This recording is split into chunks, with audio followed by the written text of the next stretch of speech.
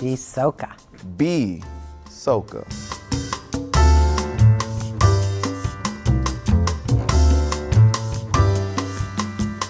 For me, growing up as a young black man in Miami, and oftentimes when you are a young black man in Miami specifically, there are a lot of negative influences. Being, for lack of a better term, a thug or a roughneck was not who I was. It wasn't who my father raised me to be. It wasn't that I was called to be. Romance is dead, is what they said while sitting around cheating at pool. I remember watching the movie Love Jones, and it literally kind of like changed my life because I found poetry, but poetry in a way that was appealing to someone who grew up in an urban context. So when I started writing poetry, it just opened a whole new world for me. It made me realize that I have to give to the world something greater than myself, or that the world rather is greater than who I am. And I felt poetry was the window to do that. I identify primarily as a poet. I've been a poet since I'm 12 years old. The first poem was about boys, of course. It had terrible rhythm and meter, but it rhymed. And I like visual arts, and the visual arts sort of play into the poetry.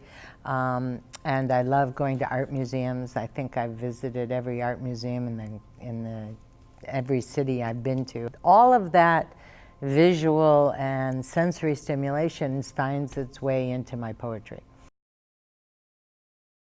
You are black gold, black gold. Esperanza Spalding is this amazing artist who is both an instrumentalist and a singer. She's this awesome combination of beauty inside and out. And I love her mindset. Her mindset is a very collaborative mindset, and I'm actually applying that concept in the classroom of being collaborative.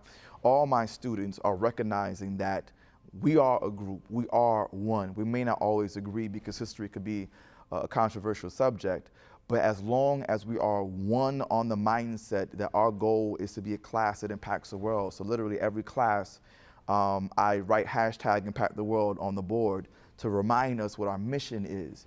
And I see that in Esperanza's music. Blues, actually. Blues is one of my favorite genres of music. This is the end.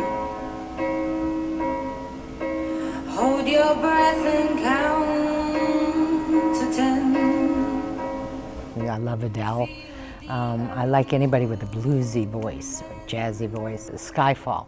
I love the plaintive sounds in Skyfall. I think it's really great. It is the very foundation of what I do.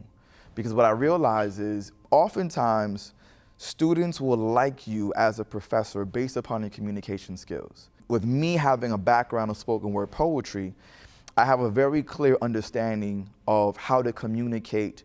When does the tone of my voice need to rise? When does it need to lower? When do I need to stop for pause? How to incorporate humor. So I use a lot of what I do in the arts and in poetry, and even the nonverbal communication. So the arts really have shaped my classroom. I am always notifying my students and friends of plays, musicals, films that are especially good. I really believe that art enhances your life. I believe the arts round you out as a person and make you appreciate things, even if you don't understand what you're looking at. There are two books that I automatically think of. One is the autobiography of Malcolm X. He just came from the bottom. He had an extremely tough life, but when he recognized his brilliance, and his brilliance was always there, for Malcolm to have the life that he experienced and for him to become the great person that he was amazing for me. Henderson, the Rain King by Saul Bellow had an influence on me. The mind is the artist of the body, and that really influenced the way I thought and saw myself. It told me that I could reshape my life, that I could make myself into something I wanted to be rather than something I was. And it changed the course of my destiny. I became something different. The Alchemist rocked my world. It is the very foundation of what I do from this standpoint. The Alchemist for me says, you need to do whatever it takes to realize your goal, but that your goal will always require a journey and will always require a process. But no matter what the process is, the goal will be worth it.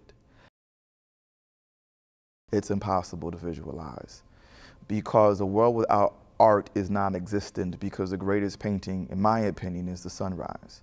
Bland, colorless, quiet. I don't think I could live in a world without art. I'm reminded of the fact that in the New Deal, in the midst of America collectively being broke, make sure there's a play and some poetry and some cinema, because without it, our very being is just dull. So art is not something we want. Art is something that we need.